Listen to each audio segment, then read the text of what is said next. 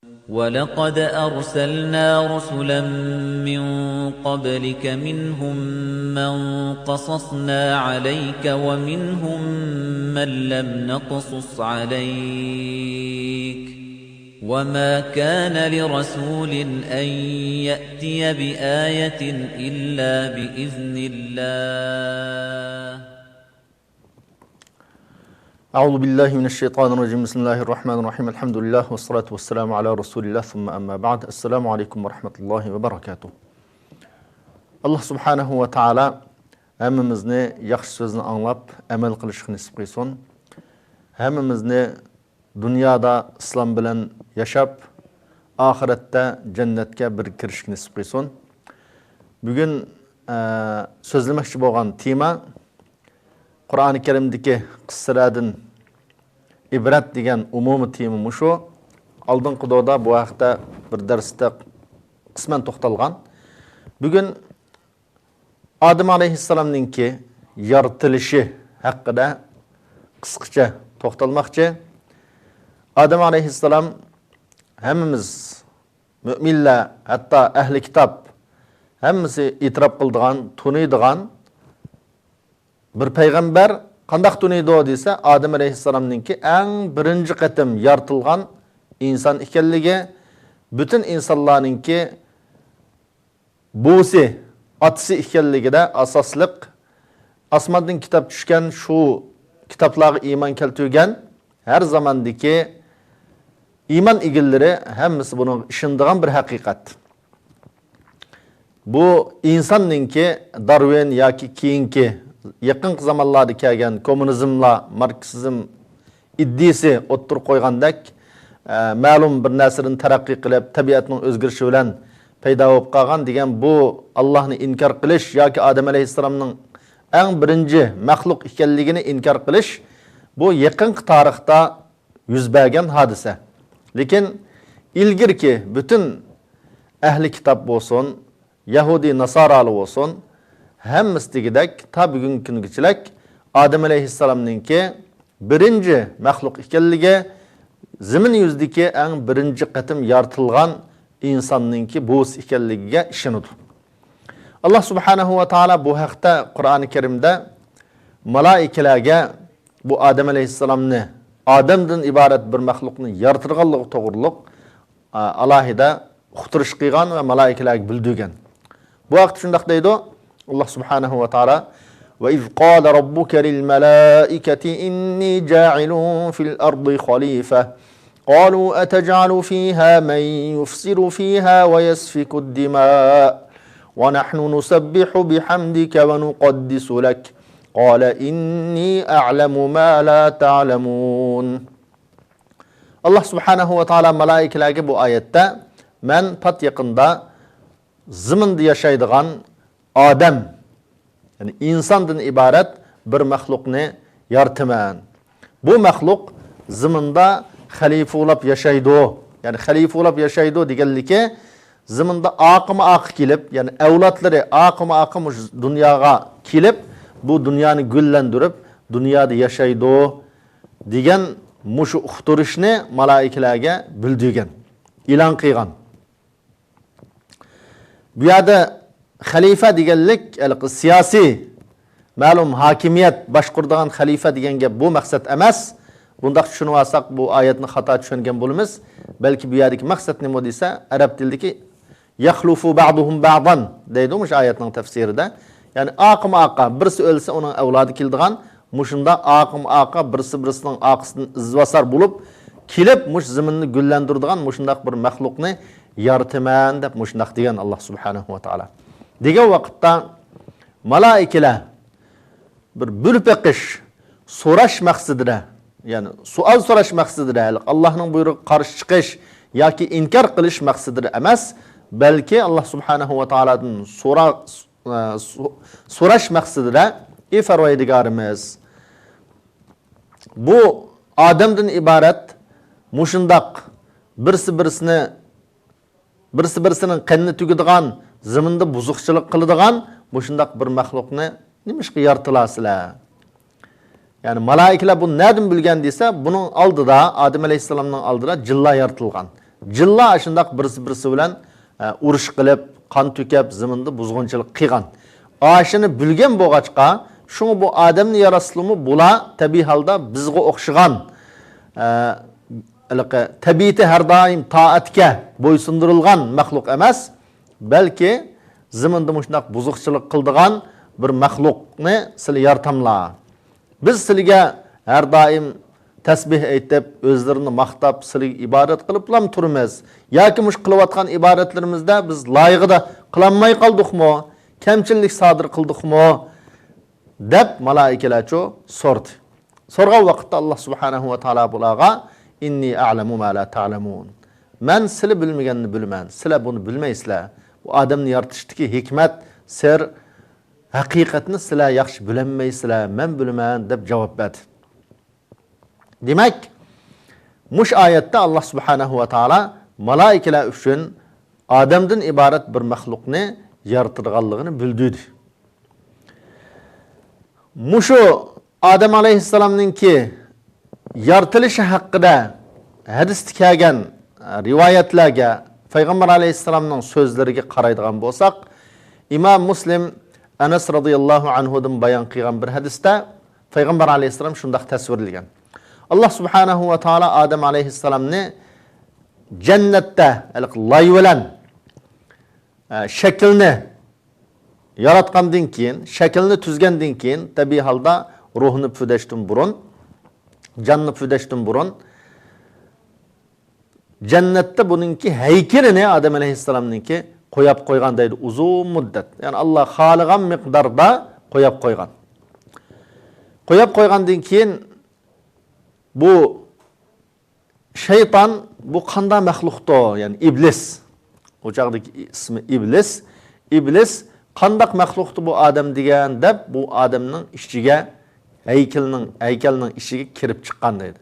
Kirib chiqib bu ishchining bir quruq, bo'sh ekanligini ko'rgandan keyin iblis bu insonningki o'ziga o'zi ega bo'lolmaydigan, o'zini loyiqida joyida boshqarolmaydigan bir maxluq ekanligini tunigan deydi. Mush haykalni yaratgandan keyin tabiiy holda buni nimadan yaratgan desa, loydan. Bu hamma odam ilm egillari bo'lib bugungi kunda taraqqiy qilgan ilm egallarimi buning haqiqat ekanligini, ya'ni insonning asli moddasininki to'p ekanligini alohida isbotladi.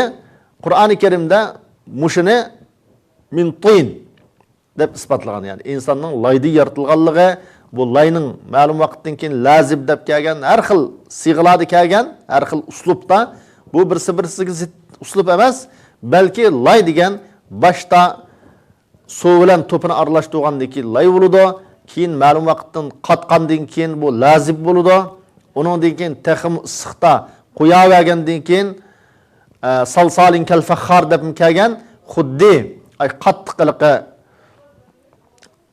qatqan loyga xuddi o'zi tang ovoz chiqadi-ku, xuddi mush shaklda xilma-xil uslubda kelgan, hammasi shu desa, mush loy bo'lganligi, uningdan keyin bu loyning qatqanligi, uningdan keyin bu qatqan loyningki xuddi chiniga o'xshagan cheksi mushna ovoz chiqadigan holat kelganligi, mushulni Alloh subhanahu va taolo tasvirlaydi. Ondan bu Adam alayhissalomga Alloh subhanahu va taolo jon kirgizgan. Uzun mezgil ashunda qo'yib qo'ygandan keyin bu loyni, loy holatida, haykal holatida. Shun Qur'oni Karimda fa iza sawaytuhu va nafaqtu fihi min ruhi faqa'u lahu sajidin. Men bu insonni yaratgandan keyin haykalini, ondan buningga ruhni kirgizdim deydi Alloh subhanahu va taolo. Ruhni kirgizdi. Ruhni kirgizgandan keyin bu inson jonliq bir maxluqqa aylangandan keyin malaikalarning hammasi Allohning buyrug'i bilan bu insonga çok hurmatlab sajda qildi deb tasvirlagan. Undan keyin yana bir hadisga qaraydigan bo'lsak, Payg'ambar alayhissalomningki Hajjatul Vidoda o'tirib qo'ygan, Alloh subhanahu va taolo ham Qur'oni Karimdimi o'tirib qo'ygan bir haqiqat, u bo'lsa-mu, ya'ni Havvo onamizninki qandoq yaratilganligi. Kur'an-ı Kerim'de ya eyyuhan nasu taqu rabbakumul-lezî halaqakum min nefsin vâhide ve halaqa minhâ zavceha dep kelgen. Ey insanlar, sizler Ferveydigarınızdan korkanlar. Bu Ferveydigarınlar hemmenlarını aslında çoğu bir nefstin, yani bir insandan, bir mahluktan yarattı. Hemmenlarının kilip çıkışıga bir mahlukun sebep kıldı demekçe maksat. Muşu Adem'nin ayalini muş Adem'nin üzüdün çoğu yarattı dep muşundak degen muş ayette. Demek bu ayette Havva anımızın Adem Aleyhisselam'ınki bir kısmıdın yaratılganlığı, yani Adem Aleyhisselam'ınki cisminin bir kısmıdın çoğu yaratılganlığını ispatlagan bolsa, Peygamber Aleyhisselam hadis-i şerifte Cabir radıyallahu anhu bayan kıygan Haccetul Vida'da sözlegen hadiste İstavsu bin nisai hayran degen hadiste ayalları yaxşılık kılınla dep muşunun akısının çoğu bu ayallarınki Adem Aleyhisselam'ınki kuğusıdın, yani kuğusunun en egirisi olan küçük kuğudun yaratılganlığını çoğu Peygamber Aleyhisselam bayan kıygan. Demek ayalınki Adem Aleyhisselam'ınki kuğusunun yaratılganlığı bu ayalınki ta Adem Aleyhisselam'dan tatıp kıyamet günü geçilek çoğu birisi bilen birge yaşaydıgan birisi bilen hemkarlıkta ittifakta yaşaşı lazım boğan muhim boğan bir mahluk ikenligini körüstüdü. Muşu hadisinin özüde, şu muş hadisinin ahırısında bu eğer koğudun yaratılgan, eğer sen bu koğunu ben tüzleymen deysen, yani ayaldan ibaret bu mahlukunu üzen halıgandek revişte ben bilen yaş suult edip bunu tüzleymen deysen, onu sundurup koysan, eğer onu koyup koysan çoğu egirligi kep kalıdı dep bizge ayallarının micazini, tabiitini Peygamber Aleyhisselam bu hadisi çoğu bayan kıygan. Demek Adem Aleyhisselam bilen Havva anımız muş dünyada, zımında yaratılgan Adem'den ibaret bu mahlukun çoğu en birincisi emdi. İnsandan ibaret bu mahlukun en birincisi Adem Aleyhisselam. Onun dinkeyin çoğu tabi halde Adem Aleyhisselam malum mezgil cennet yaşagan dinkeyin yalğızlık his kıygan bir cübqa ihtiyaç bağlığını his kıygan. Allah Subhanahu ve Teala bunun dinkeyin çoğu bu zımında küpiş insanın birisi izbasar buluşu Allah Subhanahu ve Teala'nın iradesi boğaçqa şunun çoğu Havva anımızını Adem Aleyhisselam için ayal kılıp yaratıp bergen. Bu umumi Adem Aleyhisselam'ınki Kur'an-ı Kerim'de ve Havva anımızın Kur'an-ı Kerim'de yaratılış hakkını kelgen kısmen ayet ve kısmen Peygamber Aleyhisselam'ın hadisleri kelgen hikmet ve sırlardan ibaret. Bizning hamda muş Adem Aleyhisselam bilen Adem Aleyhisselam'ın muşundaq yaratılışıdan biz kandak bir ibretni, kandak bir dersni alımız deysek, bu dersni, ibretni Peygamber Aleyhisselam İmam Ahmed rahimahullah Musnad diyen kitabıda Ebi Musa el-Eş'ari radıyallahu anhu'dan bayan kıygan bir hadiste bizge çoğu nait tepsili, muhim hikmetni, dersni, ibretni bizge bayan kıyıp bergen. Bu Ebu Musa radıyallahu anhu'nun hadiste Peygamber Aleyhisselam şundaq dep tesvirligen. Allah Subhanahu ve Teala Adem Aleyhisselam'ni ziminin umum yerden, yani ziminin yüzdün hem yerden bir cangal topunu eliş arkalık yaratkan. Yani bir cangal topunu elip, muşunu layık elip, onundan keyin çoğu Adem'nin heykelini yasap, can kürgüzüp, muşundak yaratkan. Şunun için insan çoğu zimin kandak boğan bolsa, yani ziminin rengi, zimindeki yumşaklık yaki kattıgılık, zimindeki menfaat yaki paydısız, yani zimin her xilgo, xuddi ziminin renk taraftan, ziminin rengi, topunun rengi ak yaki kızıl ya kara yaki her xil rengde boğandek, Adem ballarının mu her xil rengde, bazı kızıl, bazı aktellik, bazı kartellik bolab, her xil rengde kelgenligi. Demek insanın xilmi-xil rengde buluşu bu bir eyipleşkitikişlik yaki kemistişkitikişlik bir süpet emas. Belki Allah Subhanahu ve Teala ziminden yaratkan boğaçqa, zaminning tupsi xilma-xil bo'lg'achqa insonlarning shu o'zaro birsi-birsini hurmatlishi, birsi-birsini qadrlashi, rangiga qarab muomala qilmasligi, rangiga qarab muomala qilishning o'zi bu shu insonning adolatdan, insofdan yiroq ekanligi. Chunki bu inson o'zi qarvolay deb qarvololmadi yoki oq bo'lay deb oq bo'lolmadi. Zamin qandoq bo'lgan bo'lsa, asli Odam alayhisalomning shu zamindagi to'pidan yaratgan bo'lg'achqa, zaminning ham yeridan bu insonning rangining xilma-xil kelganligini bayon qildi. Demak, biz rangi qarab muomala qilsak bo'lmaydi. Bir insonning chiroyiga qarab muomala qilsak-cho, chiroyi yoqsa, mavo go'zal inson ekan. Chiroyi sat bo'lsa yoki yoqmasa, bu eski inson ekan deb muomala qilsak bo'lmaydiganligi bu hadisdan. Ikkinchi bo'lib yana mush hadisning o'zida at-tayyib wal khabith. Ya'ni zamin ba'zi yerlari ruxsasi undirdigan, insonlarga foyda yetkazadigan zamin bor. Ba'zi yerga ruxsasi unmaydigan, suv qo'yib qo'y, suvmi tumaydigan, hech qanday foydasiz zamin bor. Xuddi shuningdek insonning ba'zisining boshqalarga foyda yetkazadigan yaxshi inson ekanligi va ba'zisining yaramsiz, foydasiz inson ekanligining mushu asli yaratilishga munosabatli ekanligi bu hadisdan chiqib turdi. Shunga Alloh subhanahu va taolo bizga asl tush uchun siz ma to'g'ri yo'lda mening, men avatgan payg'ambarlarning izlarini ergishib mening deb Odam alayhisalomdan boshlab ta Rasulimiz Muhammad sallallohu alayhi va sallam kelgichilik shu zaman bo'yi payg'ambarlarni avatib to'g'ri yo'lni ko'rsatib kelgan.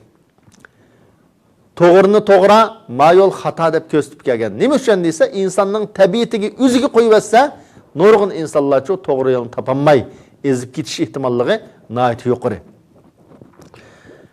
Uchinchi mush hadisning o'zida yana al-hazanu was-sahl. Ya'ni bu zaminning o'zidan ba'zi nihoyat qattiq o'rinli bor. Nima bilan chapsi o'tmaydigan, shunda qattiq. Ba'zi shundaq yumshoq, oson to'pillarni og'ini oldigan mushundaq yali bor. Xuddi shuningdek insonning qatirimicho ba'zi kishilar bilan shundaq illiq, yaxshi muomala qiladigan insonlar. Ba'zisi tabiat shundaq qo'pol, qattiq, hech kim bilan chiqishib o'tmaydigan, hatto oilasi bilan chiqishib o'tmaydigan mushundaq insonlarning bo'ldiganligi, yaxshi tabiatlik mu'minlar bilan, butun insonlar bilan yaxshi o'talaydigan, go'zal axloq egisi insonlarning bo'ldiganligi asli yaratilishga munosabat ekanligini mush hadisda payg'ambar alayhisalom bayon qilgan. Demak, buningdan mush hadisdan biz oldigan eng muhim dars ibrat nima desa, biz Alloh subhanahu va taolaning prinsip bo'yicha yashaydi ekanmiz. Yashaymiz deydigan umidimiz, irodamiz bo'lsa va vatanimiz uchun yaxshi xizmat qilish, vatanimizdagi zulmni yo'qotishga irodamiz va iymonimiz bo'lsa, biz ba'zi mijozimizdagi qo'pollik yoki mijozimizdagi yumshoqlik, illiqlik yoki boshqalarga nihoyat yaxshi manfaatli ishlarni qila oladigan yoki ba'zi insonlarning qilolmaydigan bo'lib qolishi yoki ba'zi insonlarning rangining xilma-xil bo'lishi, buning qaramasdan balki hamma odamni ma'lum prinsipga, haqiqatga jug'ilish orqali xizmat yashashda birsimizning ma'lum kamchiliklari, qo'polligi, sirg'ligi yoki foydaliq yoki ba'zi foydasiz ahvollarning hayotimizda yuz berishi, buningki bir yaratilishimizga munosabatli ish ekanligi, mushu qiyinchiliklarni yengib, hamkorlashib yashayolgan vaqtimizda, hamkorlashib kurash yo'lida mang'algan vaqtimizda ondan bizning nijotlikqa, ustunlikka, g'alabaga erishadiganligimiz mush hadisdan chiqiblam turdi. Alloh subhanahu va taolo hammamizni mush hadisda bayon qilgan mijoz tabiatlarimizni, rangimizni tunib, bu mijoz tabiat rangimizdagi xilma-xil bo'lishningki Allohning irodasi ekanligi. Alloh subhanahu va taolo Odam alayhisalomni yaratgan vaqtda mushundaq iroda maqsad bilan yaratganligini tungan asosda yashaydigan, birimizningki kamchiliklarini afu qilib, ortiqchiliklaridan foydalanib, hamkorlasha oladigan, iroda, kuchliq iymon ato qilsin. İnşallah budaq darsda Adem alayhissalom jannatda yaratilgan, Havva anamiz mu jannatda yaratilgan, jannatda yashagan. Nima uchun jannatdan bular qo'g'landi, nima uchun zamonga tushirildi? İnşallah budaq darsda to'xtalamiz. Allah subhanahu va taolo hammamizni mush Adem alayhissalomninki hayotidan, vaqaligidan yaxshi ibratlarni, darslarni ilib, hayotimizni Qur'oni Karimda bayon qilingan qissalar bilan, vaqaliklar bilan uyg'unlashtirib yashashga nisib qilsin. Allah subhanahu va taolo hammamizdan rozi bo'lsin. Subhanakallahumma va bihamdik, nashhadu an la ilaha illalloh, nastag'firuka va natubu ilayk. ولقد أرسلنا رسلا من قبلك منهم من قصصنا عليك ومنهم من لم نقصص عليك وما كان لرسول أن يأتي بآية إلا بإذن الله